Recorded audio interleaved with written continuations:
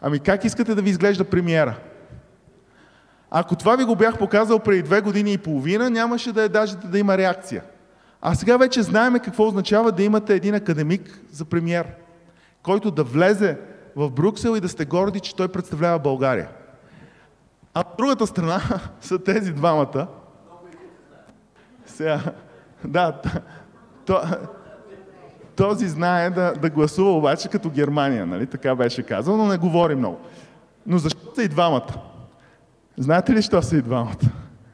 Защото ако гласуваш за този, получаваш и този. А ако гласуваш за този, също получаваш този. Те са всъщност сляти и всъщност нашия бой, който ще почнем сега да осветляваме, е връзката тук. Ето това е. Тази връзка трябва да се счупи, ако искаме да имаме следващата стъпка на някакъв шанс за управление, но това не е толкова невъзможно.